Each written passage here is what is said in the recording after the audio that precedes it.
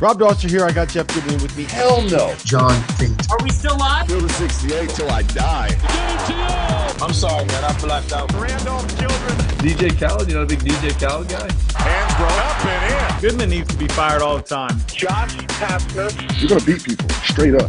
You know the deal. They have no swag. They have no nothing. Jerel, McNeal. From the bluest of the blue bloods to the smallest of the mid-majors. This is Field of 68 after dark.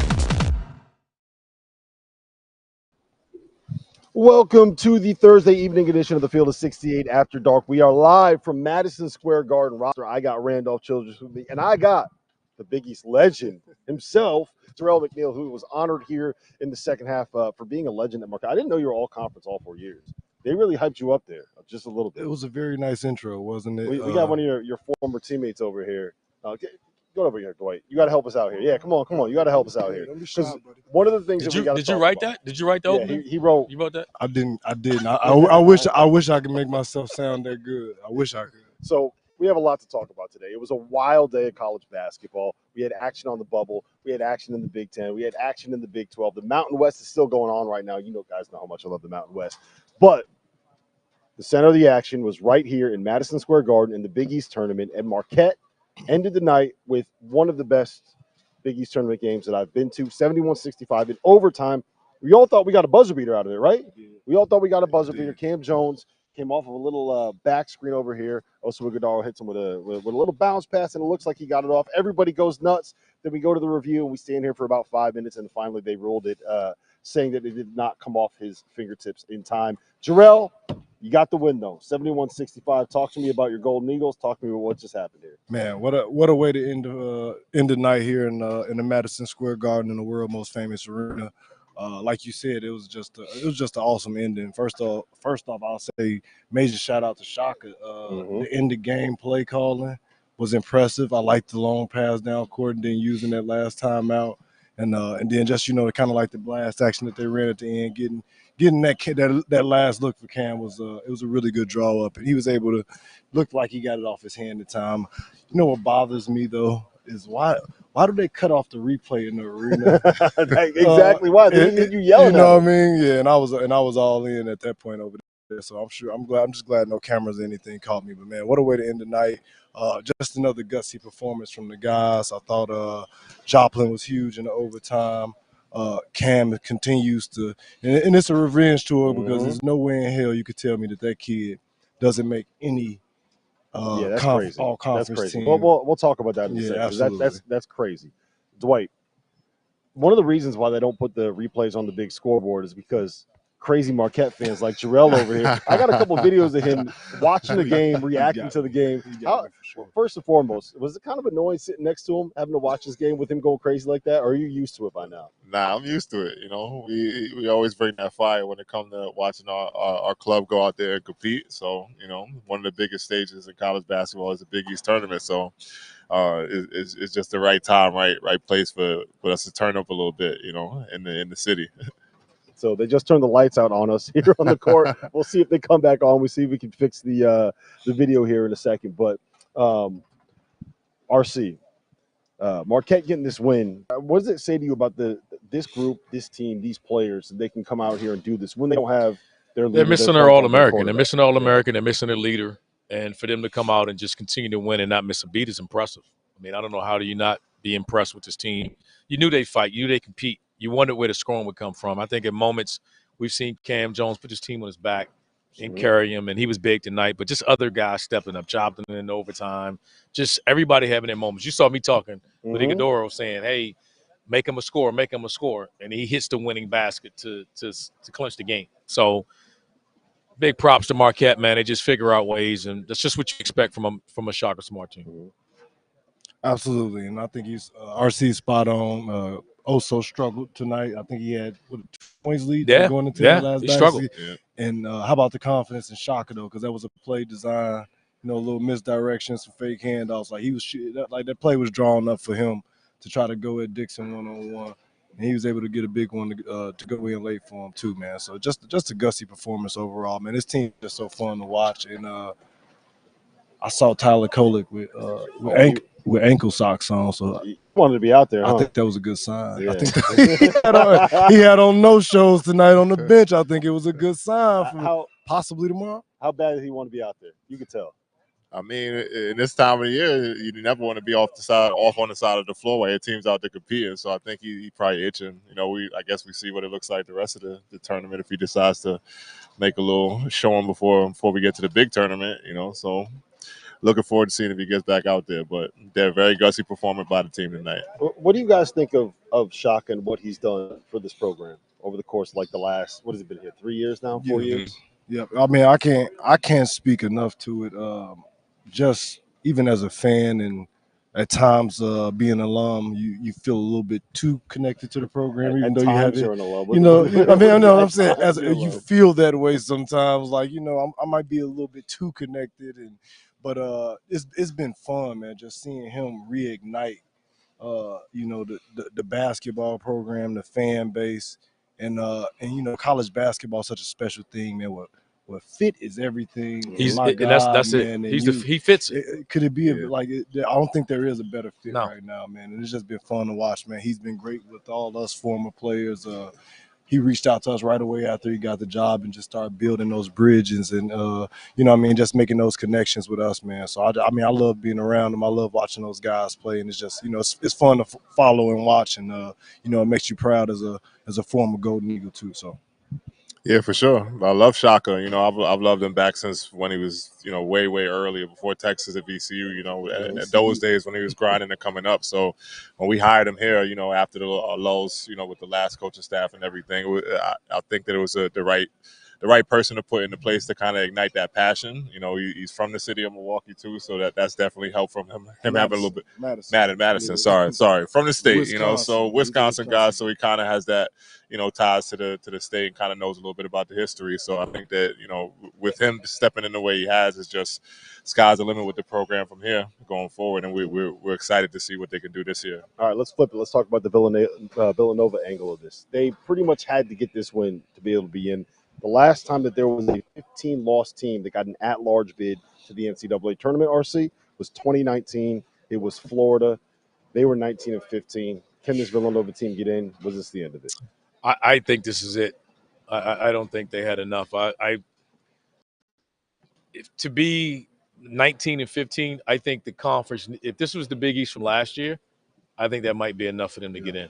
I think, in fairness, to say the conference it was UConn and kind of everyone else. Yeah, it's really top heavy. And UConn, Creighton, Marquette, it just did a little drop off there. And if this was the same conference a year ago, again, I think they're in. But no, you know, you got Providence fighting to make sure that they're in it. I just don't see it. You go 18-15, you're not a tournament team. No, you lose 15. Winning at the end of the day, winning's got to matter at some point, right? Absolutely, and they've had their chances. They started off well, and they had some quality wins. But, you know, they weren't able to put it all together down the stretch. And I think, if nothing else, I think tonight was a must win for those guys, especially after that performance last night. I don't think that helps having to take it down to the wire and beat 0-20 in the Big East DePaul team. But you know what? To me, you know, when Villanova lost to Rob, is when they lost this before the Big East tournament started. Yeah. Those losses now, and you look back on them. Well, if you beat Penn, you beat Drexel, you beat St. Joe's, it's an entirely totally different story. Now you're 22-12. It's a totally different conversation. We're not even having this conversation if you just win your games you're supposed to win at home, you know, versus your Philly teams. And they didn't take care of business then. And when you dig yourself a hole, you got to dig yourself out of it and finish top four. So you can't just, you know, finish in the middle of the pack and hope that that just playing in the league is going to get you over the hump. It didn't. They lost this before Big East even started. They just weren't able to climb out the hole. Yeah. All right. We'll talk about Kyle Neptune at a different day. We have too much to get to that happened in the actual sport over the course of tonight. I want to talk about Providence because we talk about bubble teams finding a way to go out and get it done. Providence went out and got the win. They got it done. They beat Creighton in the game that they needed to win. Jaden Pierre was fantastic down the stretch. Clutch. Devin Carter did Devin Carter things. He looked like he was gassed with about 12 minutes left, but made a couple big plays down the stretch. Talk to me about Providence. Like how impressed were you with what this group did? I mean, I've been impressed with them all year, man. just the resiliency that they've shown, really since the Bryce Hopkins injury, man.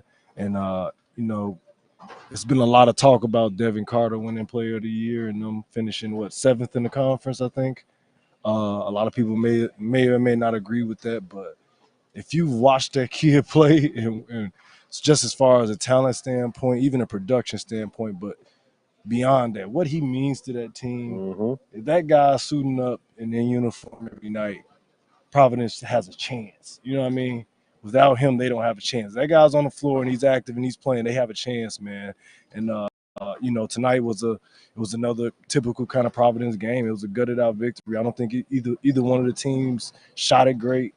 It's physical. All the games have kind of been like that, the Big East. But major shout out to my guy too. One of my kids, Rich Barron, man. He played some really big minutes tonight. He's some big shots. He's some big threes in the second half. Richie was playing some ball tonight. I got a chance to see his mom and dad backstage, so I didn't get a chance to catch up on him. But he's still playing, so I'm gonna catch him before he gets out of here. But man, super proud of him stepping in, playing some pivotal minutes. It's probably his first time, I'm pretty sure, playing in the Garden. He was big for him too down the stretch. He made some clutch buckets. Well, he did play last night. This was the second game. I'm sorry. Like Marquette. Everybody doesn't get a bye. Excuse me. They didn't get that Some bye. people have to play on the first night. I apologize. So it's the second time playing in the Garden. Listen, I made that mistake too when I was talking to Kim English. We caught up with the Providence head coach after the game, and it was a fun interview. Our cameraman Randolph Childress maybe wasn't the best, but it is what it is. Hey, I did what I was told. Let me welcome onto the field of 68 After Dark, Kim English, head coach of the Providence Friars, fresh off of your second Big East tournament. Yeah. First Big East semifinal coming up. How you feeling right now, man? Yeah, I'm excited. I'm excited to see this place Friday night. I've grown up watching this league. Mello, Marcus Hatton, Rudy Gay, DeJuan Summers. So I'm excited to get out there and feel the energy of the crowd. I think you were feeling the energy tonight. This was the most emotional I've seen you. Yeah. As a coach, not just you got the tech, but also at the end there was a bucket when you guys went up 6. Yeah. Where you came out there celebrating. Nah. Like you did when you were a player. I'm still learning in this league, and I try to be, even keel throughout the game to make the right decisions at times, but I absolutely got into the energy into this game, and that's how Shaka is. That's how, that's how, so we just had to scratch and claw and find a way. What happened on the technical? Devin blocked the shot clean, and it was called a foul, and we're fighting for our lives right now. But it got your team going. Yeah. After the team, it was 15-6 when you got the team. Yeah. And then all of a sudden you look up, it's I think it was 29-20. Whatever it takes. It worked, right? Whatever it takes. The boys responded, For me, it was the best environment we've had so far at the Big East. Like that felt like the Big East tournament. Did it feel like it to you? Yeah, I wasn't at Seton Hall, St. John's. I watched it earlier. I was expecting that to be a big time atmosphere with 2 local teams. It felt great. Everyone was standing up. Friar Nation, Friar Town, our fans are second to none. They're behind us. They're like me with the Baltimore Orioles. No matter what happens with the Orioles, I love them. Yeah. I love them. No matter that's our fans. Like no matter what we do, we suck it up. We let them down. 2 great games in our season at home, lose them both. And they don't stop. And that's what you want as a coach. That's what you want as a player. This is a special place. Everyone talked about Josh Oduro this year. Yeah. Everyone talked about Devin Carter, Big East Player of the Year this year. Yeah. Jaden Pierre was a guy down the stretch. Talk to me about him. How good was he? He's great. He's a great player, man. And I'm really wanting him and looking for him, to really stake his claim in this league. This was a great step for him in the right direction. To keep getting better and improving, and I'm excited about that. He's a sophomore. Really excited about it. When did you celebrate more? When you got this win, or when you beat him one-on-one so that he would come back to school? Definitely when I beat him one-on-one to come back to school. You can win games in recruiting, and maybe this was. Maybe we beat Creighton in the Big East tournament back when I didn't beat him. I kicked his butt, so yeah. You told that story a different way 6 months ago. Yeah, I let him feel good. Listen, Kim English, I'm going to let you go get some rest, man, and go rest up. You got a big game coming up tomorrow night. Thanks, Rob. Thanks. Welcome back to the Field of 68 After Dark. We got the light situation figured out here. You can actually see us now instead of us just sitting here in the dark looking like we're in a closet out of nowhere. But all right, we got 2 minutes, guys. I want to just go right along the panel. Providence, in or out after beating Creighton? In. I think they're in. That's it? Just in? They're in. Not even a question. No discussion, no conversation to be had. See, this is why he gets paid the big bucks. No. When we look over the landscape of everything, Wake and Pitt, we knew one of them was out in their bubble teams. All right, Virginia, I thought they were in. There's no big deal. Villanova losing, I think they're out. I think that helps. I think they just got help from the other teams, and that was on the bubble. Them getting this win, it's a quad one win. I think they're in. I agree wholeheartedly. I think it lines up for them just with some of the other teams falling off tonight in that big win versus Creighton. I think that'll be enough to push them over the top. And obviously they got a chance to, get stack another win on top of that tomorrow because they're still playing. So I think they're in. They in, Dwight? Yeah, I mean, I would say they're in for sure. Like you guys said, the rest of the field didn't necessarily do what they were supposed to do, which opens up the opportunity for them. And if they could stack another win tomorrow, then they definitely in for sure. But right now, probably did enough to squeeze their way in there for sure. We had them as one of our last 4 in. They were in one of the playing games heading into today's game. And then you go and you beat a Creighton team that is like top 15 in the net, which is on a neutral court, which is going to be one of the better wins that they had all season long, which is probably the best win that we've seen from any bubble team this season. Yep. They're in, man. They're in, and they're probably not even in one of the playing games at this point. That's kind of overreaction. Like Kimmy himself said in that interview that that the committee is probably looking at the whole picture and not just overreacting like we're going to do, but they're in. No, the committee is looking at this. When you're on a bubble, this matters. Yeah, no, it does. It does. I think Kim was just trying to he's trying to psych himself. He's trying to psych himself up. I'm sure he's going to be nervous either way. Yeah, right. He did not look nervous over there, man. He was fired up tonight. Listen, we're going to get to a break. On the other side, we're going to be joined by Jeff Goodman. I don't know if that means you're going to come back, you're going to leave, or what it is, but he's going to be here. The best month of the year is here, which is why you need to know that we are now partnered with BetMGM. We'll be using BetMGM lines to make all of our picks, and we'll have special offers for the listeners and the viewers of the Field of 68 throughout the conference and NCAA tournament. If you haven't signed up for BetMGM yet, you can use the bonus code FIELD150, and you'll get $150 in free bets on your first wager with BetMGM, regardless of whether or not that bet hits. Here's how you make it work. Download the BetMGM app and sign up using the bonus code FIELD150. Deposit at least $5 and place your first wager on any game, and you get $150 in free bets regardless of the outcome. Just make sure you use that bonus code FIELD150 when you sign up. And most importantly, we have some fun stuff coming up for the conference tournaments and for the NCAA tournament. Bet insurance tokens, college hoops odds boosts, and what I love the most, a nice little parlay boost, as well as a ridiculous array of prop bets for anything that you could possibly imagine betting on in March and in early April. BetMGM is the king of the prop bet. So go download the BetMGM app, use Field150 as the code, and sign up today. And while I've got you here, a quick request. The best way to support the Field of 68 content that you get here for absolutely free is to engage with it. Rate and review the podcast. Like and share YouTube videos. Tell your friends about us. It all helps in a world where the algorithm is king. And now, back to our show.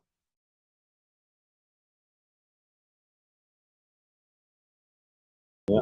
Well, welcome back to the Field of 68 After Dark. It is Thursday night. We are live here in the Garden. And as you can see, we have a very special guest with us, live from, I don't even know what the arena is in Kansas City, but he's in Kansas City. He's at the Big 12 tournament. His name is Jeff Goodman, and we are bringing him on to talk about the ACC, about Duke losing. That's how exciting the Big 12 tournament was today. Jeff, how concerned are you now, man? Duke lost. Wait, we're not talking about the riveting Big 12 tournament that I've been at, that I almost fell asleep during all 4 of these games. They were awful. We were told that because of your misbehavior yesterday at the Big 12 tournament that we're not allowed to talk to you about anything that happened in that building tonight. You know, the only good thing that has happened to me, and actually it didn't happen tonight, I missed the deadline by like 30 seconds.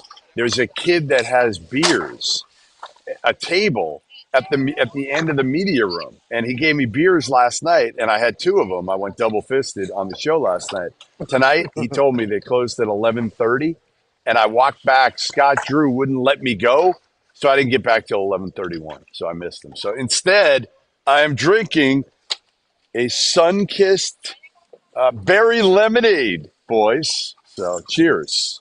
Cheers. Well, Listen, the good news, Duke's. we're in New York City, and the bars don't close in New York City. So we have an open invite over to Stout. We got our buddies over at Barcade right now. You need to go see Mr. Hotballs. He was texting me. He's saying that you're scared you don't want to see him. I'll catch up with him. Don't worry about him. Don't worry about him. I'm worried about Jeff because the only decent game he had out there was Baylor coming out slow and then finally turning things on against Cincinnati. Other than that, you see Calvin Sampson, you tell him he should be charged with assault for what they did to TCU. That was abusive. That was flat out abusive. Listen, I'll say this, getting back to what Rob kind of introed about the ACC and certainly Duke losing tonight. Shocking. And it, I just kind of finally started to get back on the Duke train again a little bit, right? Filipowski had started to play kind of like the Kyle Filipowski that we wanted to see. Proctor's been a little bit better, more consistent of late. You know what you're going to get, capable of Jared McCain. And then they go out and they lay this egg against NC State. Now, I know Kevin Keats is fighting for his job here, and I'm really happy for him because I hope he saved it with tonight's victory. But I'm worried about Duke. I'm worried just because of the inconsistency with Duke. That they're still in this place that, honestly, I don't think they're soft. Yeah, they are soft. You can beat them up. You can get physical with them. Well, because Flip's not a 5. Flip is not a 5. He really wants to be kind of a face-up 4. He can go in and do some work, and then defensively, he doesn't give you enough. And he really shouldn't be asked to play the 5. The problem they had was they did not go into the portal and get a true 5.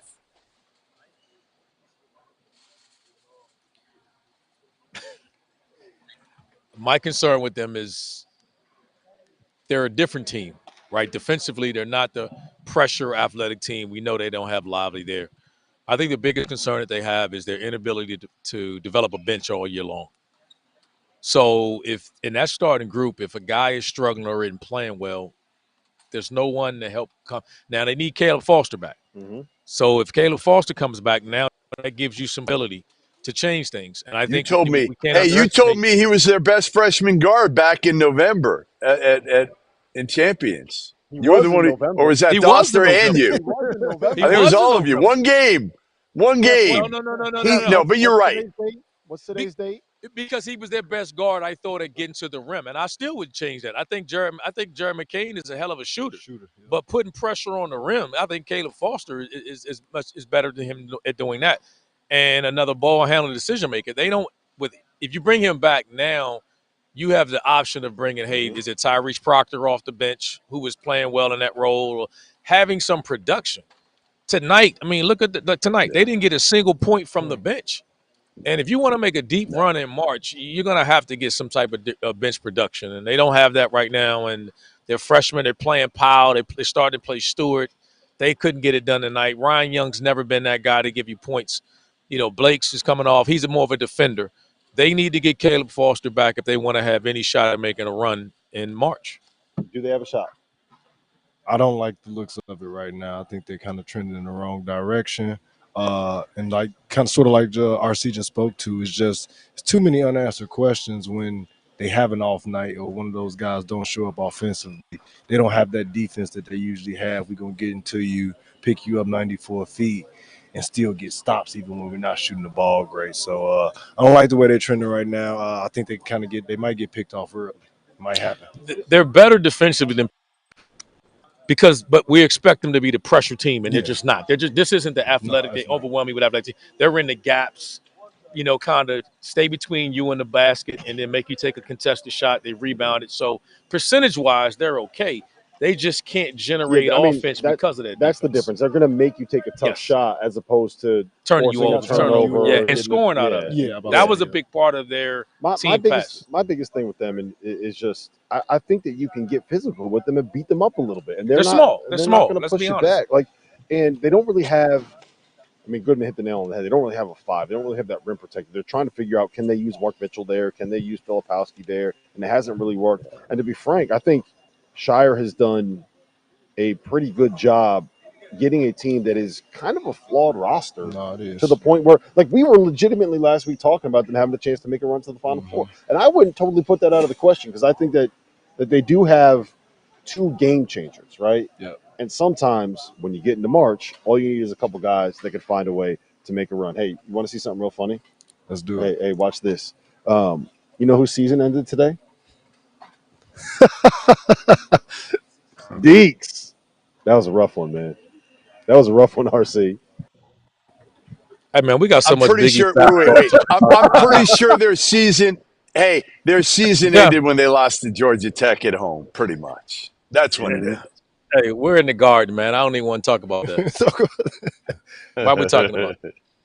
We're in the garden, man. Who are we talking about? No, in all seriousness, all right. So we have, I would say Virginia is probably in at this point, right? Like they needed to avoid a bad loss to play their way out. And I don't think that losing to NC State right now would be a bad enough loss to play their way out. They're in. It was a must-win for them because of had they lost to BC, I think BC keeps them in a bubble, and we already know that Atlantic 10 now, they're going to steal a bid. Yep.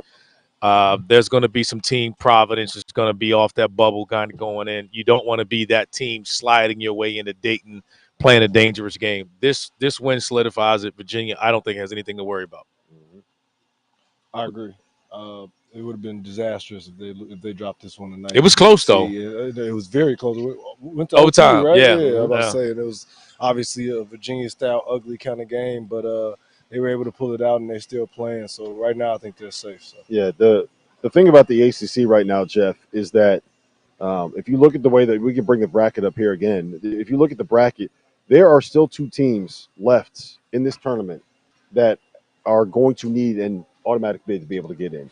Maybe you could convince me that Pitt, if they beat North Carolina, has a chance. I just think with their non-conference resume, they've already dug their hole. But the point is, if Pitt beats North Carolina, which could happen, I mean, we'll speak to that in a second. Mm-hmm. If Pitt beats North Carolina, they could be in. If NC State has a chance, if they beat Virginia, then we could end up having a big thief ACC tournament title game, Goodman. How important is it for the bubble teams right now to be rooting against Pitt and NC State? No, huge. I mean, again, I feel like Carolina's going to win that game, but again, who knows at this point? We just saw Duke, go down, and I feel like this time of year, again, like I'm watching Big 12 here, guys. It's like a war of attrition. Everybody's hurt right now. Everybody's hurt in this league tournament. I don't know how it is in some of these other ones, but I feel like it's last team standing, and generally Houston's going to win that battle here. But yeah, there's so many teams right now, and part of it is the committee. The committee also. What's that? I said pain does not exist in Kelvin Sampson's program. You're not allowed to feel it. Suck it up. Really Sweep the leg. Sweep the leg. Sweep the leg. Yes, yeah. But again, the committee members are watching these games, and you know what? They should be more. I will say that. I know every game kind of is supposed to mean the same amount, and we got rid of the last 10. I would say this, like going forward, I wish the committee would say it publicly that the conference tournaments means more. A game nowadays and a conference tournament should have more value, shouldn't it? No, I don't think it should, but I think that it will. And I also think that you should value what happens in totality in the conference tournaments more than they do. I mean, how many times have we seen a team go win the SEC tournament title and it not impact their seeding at all because it happened on a Sunday? I do think that those things should matter more than they do, but I don't think it should matter more than a game in November. Because if you're going to start discounting games in November, why are people going to watch the sport? I'm not discounting. I'm not discounting. I'm saying this is more meaningful because, first of all, you're talking about a team getting better.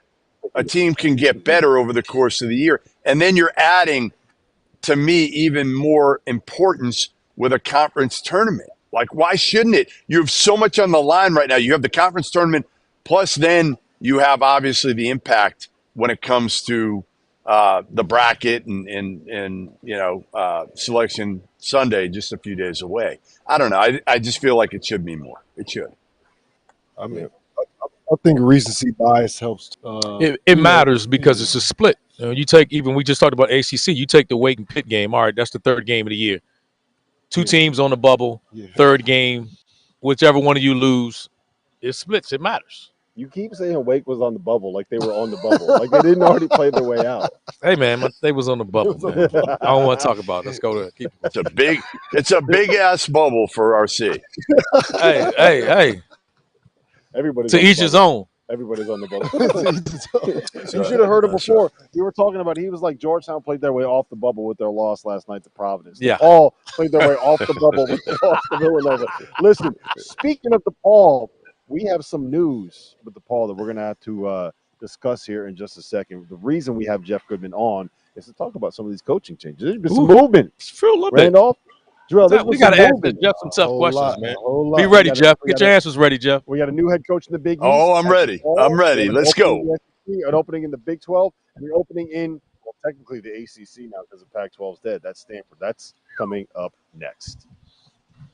By now, you guys have surely heard about Autograph, an app founded by Tom Brady with the intention of disrupting the way that fans consume content covering their favorite teams. This is how the app works. All of the podcasters, bloggers, and digital creators covering a team have their content sent to that team's page in the Autograph app. Instead of having to bounce from site to site or trying to navigate the safer workspaces on Twitter, you can just scroll through Autograph. This isn't a hard sell. This is the truth. I am a UConn fan, and I use the Autograph app to keep up with the writers I read and the pods that I listen to about UConn basketball. The best part is that every piece of content that you consume gives you reward points. The more you get, the more chances you have at things like discounted tickets to games and the grand prize, a trip to the LA Regional and a spot in a suite for the Sweet 16 and Elite 8 games. Here's the best part. We've partnered with Autograph to donate $1 to the V Foundation every time someone downloads the app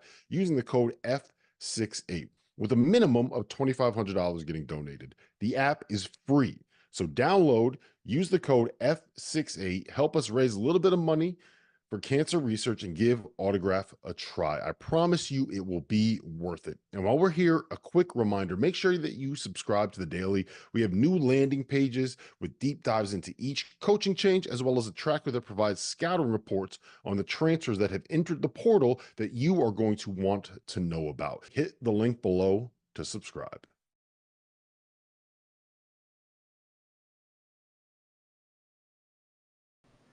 Well, welcome back to the Thursday evening edition of the Field of 68 After Dark. We are live from Madison Square Garden. We are live from Kansas City at the Big 12 tournament. That's where Jeff Goodman is. My name is Rob Dauster. I have Jerel McNeal. I have Randolph Childress. We're live on Sirius XM, channel 84, and we are streaming over on the Stadium app. Make sure you guys go and download that. Jeff, we have some coaching changes and some coaching news that we need to discuss. Vandy opened. Oklahoma State opened. Stanford opened. We are officially in the middle of the coaching carousel, but we're going to start with a guy that got hired. Chris Holtman, who was let go by Ohio State in the end of January, has now found a new job before Ohio State season has actually come to an end. Ohio State beat Iowa tonight. What do you make of Holtman? What do you make of DePaul? What do you make of this marriage together, Jeff? I just talked to Holtman a little while ago, and he's excited. You can hear it in his voice. Basically what he was telling me was the challenge of DePaul, that they have been irrelevant for so long, that he's going to take that challenge. They have NIL, they have staff salary. There were certain things that he needed in order to take this job, and they stepped up in that department. Dwayne Peavy, the athletic director, has really been working on this since he let go of Tony Stubblefield and been able to put together a package that would attract a guy like Chris Holtman, who had success at Butler. And, say what you want. Obviously, he didn't have tournament success at Ohio State, but he did a good job in terms of, for the most part, getting them back after Thad Matta left it in a tough spot. Goodman, if he does at DePaul what he did at Ohio State, we're going to have to put Chris Holtman in the Hall of Fame, okay? Jerel, you are a Chicago guy. You know that city. You know that landscape. How does Holt make this work? Like, how do you get DePaul going again? I think first of all, it's gonna come like Jeff said. The resources have to be there. I know in years past they kind of struggled with some NIL stuff and getting it going, but they have I think DePaul is still somewhat of a sleeping giant if you're old enough to kind of know the history of it. They have some really Got to be pretty high old to level know that these players in days. it. 100 years old. Yeah, a lot of those people are probably dead by now, but Chris, you know, it's it's 100 years old. but you know, it's still there. They got to find a way to kind of fill in and get and reinvigorate their fan base. They got a new gym. It's still on the other side of town, which is the dumbest thing ever, but it's much better than the old dump that they used to play in up north. But I know there's a ton of Chicago people out there that aren't happy about it. It's hard to make Chicago people happy about anything. So I'm sure they all wanted a home guy that was from Chicago or a young up and coming coach. But listen, I think they got a really good experienced guy, a guy who's familiar with the terrain as well in the Big East, and he's proven that he can do it. So if he's got the resources, he'll have a shot. Yeah, just quick follow up. You work with an AAU program. Yep. You work with high school kids that are in that area. Yep. That Holtman is going to be trying to recruit. Would you be sending your players there? Would you be recommending them to go end up and go play for them? I'll give them a year or two, and it's a possibility. It'll be hard, especially with my Marquette ties, to ever say it really, get behind that fully. But I won't rule it out. The person that's at the head of the job is going to be a big factor in that. Like if it's somebody that you could trust and you see the program is moving along in the right direction, then I had no problem saying to one of my kids, hey, it's all right to stay home. It's okay to stay home. But right now it's a lot of openings in Illinois. We got Southern, where we just filled DePaul, and we got UIC too. So it's cold as hell there, man. Them kids trying to get the hell out of there. Man, they ain't trying to stick around there. Tell them, Jeff, ain't nobody sticking around there. They froze their ass off through high school. They trying to go to college and get some heat. Listen, well, that's the thing, to get him back. The key is actually through the portal. Can Chris Holtman try to navigate the portal and get some kids that maybe left Chicago, RC, and maybe aren't playing as much, want an expanded role, and can come back and be a guy? The hard part for like Ed Cooley this year at Georgetown, the hardest part talking to him was he had some money for NIL. But when you don't have a roster with good players to start, how do you attract good players? That's the most difficult thing for Cooley, for Holtman, for some of these other guys who take over situations that are brutal, that are just absolutely Georgetown, Ewing, look at how he left it. Stubbs, look at how he left it. They are at the absolute bottom. It is hard to attract good players. You're going to have to overpay in the portal. All right. We just talked about Holtman. Let's talk about his old job, Ohio State. Jake Diebler has won 6 out of 7 there. Come on, Jeff. Randolph. And he's in. We talked about this a little bit we earlier. Did. We argued about this a little bit earlier. Put Jeff spot. Okay, you do that first. Then we'll go to my question. I said I think he's earned. I asked you this before via text a couple of weeks ago. Yeah. Has your answer changed now? Hell no. Hell no. Hell no. How many times do you want me to say? Hell no. Jake Diebler, the interim head coach, has won 6 out of 7, and Jeff Goodman is saying that hell no, he doesn't get a shot at the job. So, Jeff, he turned around a team where the coach let go, and he gets another job before their season is finished, and they're still playing, and you're telling me hell no? Like, he should at least be at the table for a serious consideration at least, right? I'll give him a meal at the table. And that's fine. But I'm not giving him filet mignon at the table. Dusty May. I'm hiring the dude. The guy we giving the job I'm hiring the dude. They don't care about basketball anyway. Who getting the job, Jeff? I'm giving the job to the dude that went to the Final Four last year. That's who I'm giving the job to, Dusty May, not the guy who's won 6 or 7 and was a part of the staff when they were struggling and was a part of a previous staff at Vandy. Like, I like Jake Diebler. I'll give him, you know what I'll give him? I'll give him Pepperdine. That's what I'll give him. I'll give him that view in Malibu, and I'm going to give him Pepperdine. Okay. Hey, look, you know what? I'm ceding control of the show to Randolph because Randolph is now going to press you on all the jobs that are open. Let's start Vanderbilt. Let's go with Vandy. Let's go to Vandy. Who we got? All right, so Vandy, our boy Chris Mack, he may leave the list right now. In there. Yeah, our former coworker, we're going to lose him. I think we're going to lose him here in the coaching We already carousel. lost him. And You haven't seen him in a month. yeah, well, we I we think did he's lose gone, him. Jeff. I don't think he's We coming lost him. He back. bailed. I don't think he's coming back. Well, we'll see. We'll see. Maybe you never know. You never know. But I think, listen, Max got his daughter is a volleyball player who's going to Vandy next year. Yep. It's a great place to live. Look at Max's resume. It's better than anybody else you could put out there. And people forget that. They forget because of how it ended at Louisville RC. That resume was ridiculous at Xavier and even the first couple of years at Louisville till the Dino Gaudio fiasco. Yeah, it was. You want some other names? I don't know. Is anybody? I think he's a front runner. Would there be another guy for it? If he doesn't, I mean, the other guys that I've been told are in the equation: Josh Schertz, Indiana State, Kyle Smith, Washington State, Pat Kelsey, College of Charleston. Now, they putting some money behind this the way DePaul is because Vandy, say what we want, Vandy has been a high academic school and hadn't really given much with the transfer portal and all that. Is that going to change too? Plenty of money down there in Nashville, RC. Plenty of country music money. So, yeah, if whoever the head coach is, better be a country music fan. No, it wasn't that much. So we don't know what Stack's going to actually walk away with yet. There's conflicting information there. Some people are saying it's as high as 22, 23 million. I'm not quite buying that yet. So let's do some more due diligence before we start putting that number out there. All right. So Oklahoma State, Mike Boynton, sad to see him go. I'm a big fan of Mike Boynton. Yeah. That's a very different job. Vandy and Stanford, I think you're going to kind of be fishing in the same pond, so to speak, right? You're going to kind of have the same high academic, maybe can't take all the transfers, same kind of pool there. Vandy can get transfers now. Guys, Vandy can actually get transfers now. So it opens it up a little bit. It's a more attractive job than it was a couple of years ago. Stanford, while we're on there, then I'll go to Oklahoma State. It is a similar list. Kyle Smith will be on both lists.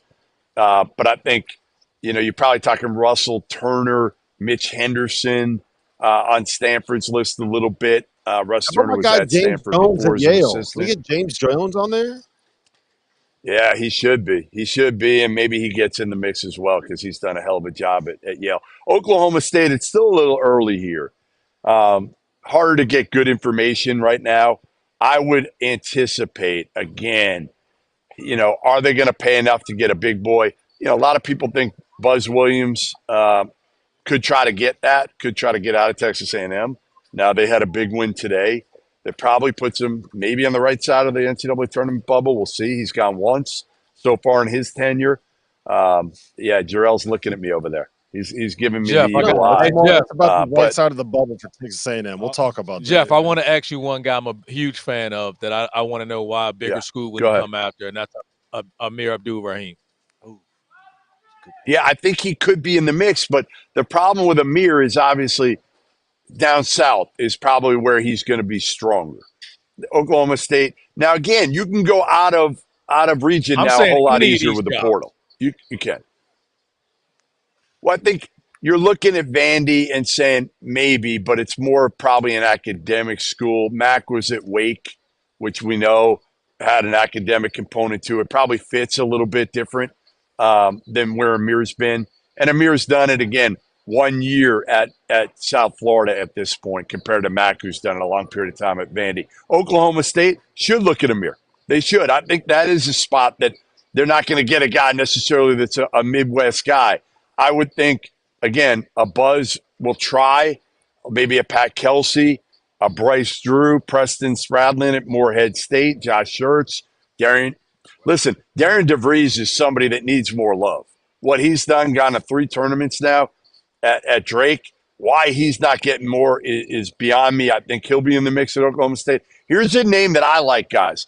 I don't know if he'll be in the mix, but if I'm Oklahoma State, here's a guy that I think fits it extremely well, and it's not Doug Gottlieb, who I love, and I hope Doug gets a chance there, but I don't know. He's got no coaching experience. Chris Jans, Mississippi State, I think would be a perfect guy to be in the top 5. I don't know if he gets it. I'm just saying, if I'm the AD I'm looking at Chris Jans and saying, you know what? He's got them on the right side of the bubble at Mississippi State. Did a great job at New Mexico State. I think he can do a pretty good job with low resources at Oklahoma State. Last one I got for you. West Virginia. It feels like that search has gone kind of quiet. What do They you got should there? have their guy. It's been open all year. Mm-hmm. Yeah, and Ren Baker, I talked to him the other day. He's very, very close to the best with kind of what he's doing right now. But I think you're talking about guys like, Mark Byington, Dustin Kearns at App State. Byington obviously has done a great job at James Madison this year. I think you're talking, maybe a Darren DeVries. Kelsey could be in the mix there. I don't know why you'd leave Charleston to go to Morgantown, West Virginia. I certainly wouldn't. Our city, shout out to our city. But I think, again, Ren Baker is a guy that's going to look – he's not going to take a chance and roll the dice, just like Louisville with Josh Hurd. He's not going to go after a guy who's got some baggage, the Chris Beards, the Sean Millers, the Will Wades. Those guys aren't going to be in the equation, in my opinion, at Louisville or West Virginia. Let's talk about it for a second, because he just took McNeal State to the NCAA tournament. Is he because of all the NCAA stuff that he hasn't been higher on some of these lists? Because that's a little bit surprising to me.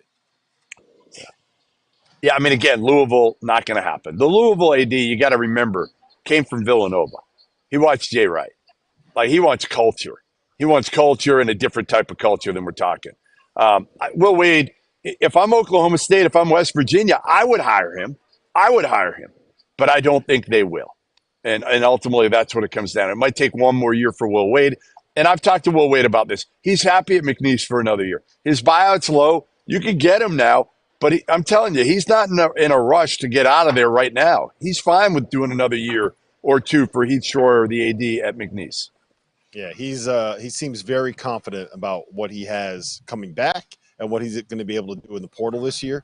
And he basically said, look out, last time I talked to him, Jeff. So, that'll be one of the interesting guys to look out for. All right, we need to talk more about the bubble. We need to talk a little bit about the Big 12, and we got to get to the Mountain West. It was crazy in the Mountain West. We're going to finish up the show here. I think Jeff is going to leave us so we can go sit there and drink his Diet Sunkist grapefruit seltzer, Berry Sprite, lemon, whatever it is. He's going to go drink that in peace. We're going to talk bubble when we get back. There is nothing better in sports than tournament time, which is why I need to tell you guys about our partners over at Rhythm. If you're into sports betting, you need Rhythm, the place for data-backed props and picks. For those that are unfamiliar, Rhythm, spelled RITHMM, is the go-to mobile app for player props and game picks. Backed by AI predictive models, Rhythm helps you make smarter and faster betting decisions across all sports, but particularly college basketball. With Rhythm, you get data-backed picks for every single Division I game, every single day. Users get free picks daily with the ability to upgrade to unlimited access. If you want to increase your edge and win more bets, go to the link in the description and download Rhythm today. That's RITHMM, the place for data-backed props and picks. And while we're here, let me tell you about our newest partner for the month of March, Splash Sports, the home of certified community competition, where you get to play against your friends and not the house. Whatever game it is that you are playing, from survivors to tiers to pick X, the safest way to play for real money without the hassle of having to track down deposits or worry about payments is through Splash. They have partnered with PaySafe, the best deposit and payment system in the world, to ensure that money stays in safe hands and is delivered to the right places. To join the Field of 68 Survivor Madness, click the link in our profile below and join in. Entries are $5 a pop with a prize pool of up to $4,500. Winner take all. Join Splash and come prove that you're smarter than us.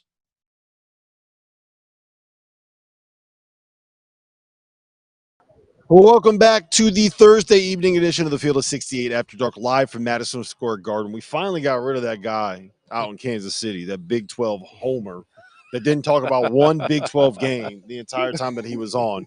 Jerel, do you have my back on this? Rob Dauster, Jerel, McNeal, Randolph, Childress. I probably should do that. We're live on SiriusXM. We're live on the Stadium app. I'm saying Ohio State should get a very real look at being in the NCAA tournament. I'm saying this idea that they can't be on the right side of the bubble right now is ludicrous. They have a win over Purdue at home. They beat Alabama on a neutral. They won at Michigan State. They're 3-6 against quad ones. They do have a quad 3 loss, but I think that this run that they've made, they've won 6 out of the last 7. They beat Purdue. They beat Alabama on a neutral. That's 2 top 10 wins, Jerel. I don't think it's that crazy, but I don't think they're on the bubble jet. We got Illinois tomorrow. I think they get to the championship game. It's a realistic conversation. Look, Michigan State. I'm sick. I was just making sure Rob ain't have a fever. Go ahead. I'm sick. Ask you that They're question. saying Michigan State is in. I mean, I find it hard to believe they make it to the championship game. That it's at least not a realistic conversation.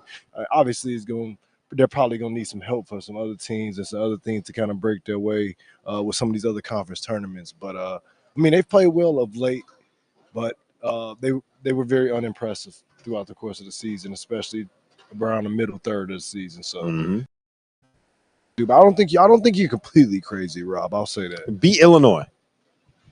They beat Illinois tomorrow. I just want to know what Jake Diebler's got to do to be able to get in the tournament so Jeff Goodman will let him sit at the table and at least get an interview. For the job. You know, I said he deserved that. Oh, no, we're talking to Jeff here. We're sending the shade at Jeff here. Well, let's pile on with Jeff then. I'm all for piling on with Jeff. No, they got to win it. And I think what they're fighting is just the circumstances of what happened. Is really, I think, what they're fighting. Having fired their coach, it seemed like you don't even consider him. But if you would, if Holtman was still there. Hold on. Spin zone.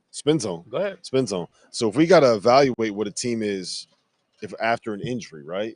Like, let's take Providence. Yes. They lost Bryce Hopkins. We got to evaluate him after the injury.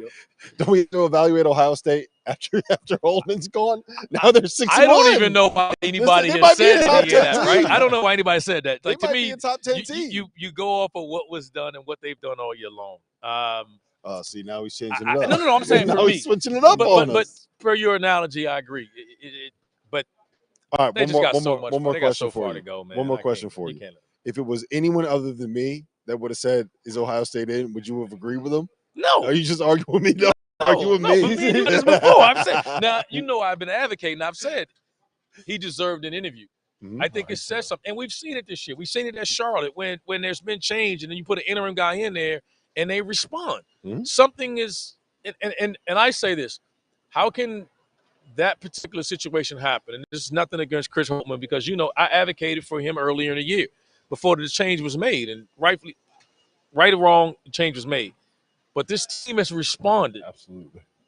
I mean, beating Purdue. They have completely flipped something that has to count for something. And because everybody else views Ohio State as this great job, that guy has turned around a crappy situation that has you winning 6 or 7.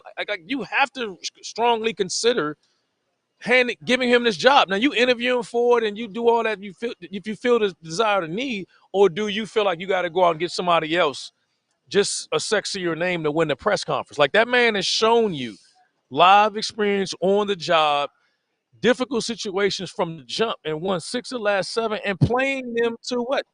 How far are they going into the conference tournament? I think something has to be said for that. It's not an easy thing to do. Here's what I'll say, and tell me what you think about this, Jerel. I think what you do is you put him on you got to put him on the list. You got to interview him. You got to give him a real shot too. Then my question: can't you give him a year? No, because I think recruiting will kill you. I think what you you couldn't recruit. Yeah. And also, if you can go out and get Dusty May, if you go out, doesn't have to. I'm just going to throw the name. Let's say that Dusty May is the guy that the AD believes is going to be the one that turns Ohio State into a top 10 program again. If you're going to get the new Thad Matta and you think you got that guy, then you have to go get him. There's no question about it. But I think that you have to make sure that Jake Diebler is at least in the conversation and give him a shot. Bring him in the interview. Let him try to wow you. I don't disagree with that. I think if it's a guy out there and you believe like he's obtainable, that we can put together a package that can get him in the building, you go after it. But either way, like both of y'all said, like just out of pure respect, that guy has to get an interview, and he has to be a serious. Like they have this, like the team that I saw prior to him taking over, it was a different team. And even in the games that they lost, they didn't win all of them, but the games that they lost, the way that those guys competed, the way that they played for each other. You know, he gave him a great spark. And they're still playing. It's never easy. It's never easy to do that. No, hell no. Like, that's hard to do. That is so like I just want people to process this. Chris Holtman parts ways with Ohio State. They are still playing. They might get into the NCAA tournament, and he already got another job. That's crazy. That's never happened. And how that looks. And I also say, people always say, "Oh, you're on the staff, you're part of the problem." It's a different leadership. It is. It's a completely different leadership with a different person. Obviously, these kids are responding to him. Mm-hmm. They responded to this in a way that they didn't respond to Chris. That says something about this guy. So I think he's earned a legitimate shot. Now, if you have a guy, you better be damn sure about that guy that you're bringing in, because you got a guy on campus right now that's showing you he can get it done. And I just, if he doesn't get the job, he's shown me at least at another school, mid-major job or somewhere else, that he can lead a program. So right. I'm a fan. Here's another one I got for you. Texas A&M. Let's go through this resume real quick, okay? They are currently, as things stand, 5-6 against quad 1 opponents. They are overall 12-9 against the top 2 quadrants. They have 4 quad 3 losses. They have played 21 games against the top 2 quadrants, and they have won 12 of those games. They have beaten Tennessee. They have beaten Iowa State on the neutral. They beat Kentucky at home, and they have wins at Ohio State and at SMU. They beat Florida. They beat Mississippi State. Are they in the tournament with 4 quad 3 losses? I say no. I say no. I mean, I don't think Texas A&M is in right now. Sad as it sounds, they obviously have the amount of quality wins, and they got 13 losses, man. They're going to have 14 on Selection Sunday, and it's some bad ones. That's what I was going to say. You talk about their wins. Let's talk about the losses. Ole Miss at home, LSU at home, Arkansas at home, at Vanderbilt. I'm sorry, but look, that's can't. Not their bad losses. You can't. That's their conference losses. But that's their worst losses, yeah. And then they got Memphis. That's their worst loss. That's where you're going. Okay, I see. Listen, I don't think that you can put this team in over Indiana State. That is my biggest problem. I'm going to die on that hill. I'm not going to go on that rant again, because last time I did, I got in trouble with Sirius XM. We got 10 seconds each here. Give me your toast of the night. My toast of the night goes to Cam Jones. Easy choice for me, man. Going into it, obviously, a little bit disrespected, not getting honor for the Big East. Man, he's been great since Kolick has gone down, man. He's shown a lot of maturity, and the team has really been leaning on him, so he's been impressive. My toast of the night goes to Cam. Toast of the night. Kim English and the Providence Friars.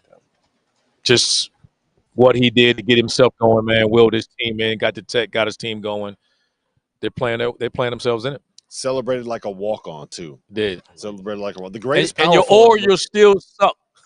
My toast tonight is go to Jaden Pierre, as a guy that's been kind of written off. We said that this Providence team was a 2-man team. He was fantastic tonight. The reason they beat Creighton was because of his ability to beat that drop coverage. Listen, this has been the Field of 68 After Dark. We're here at the Garden.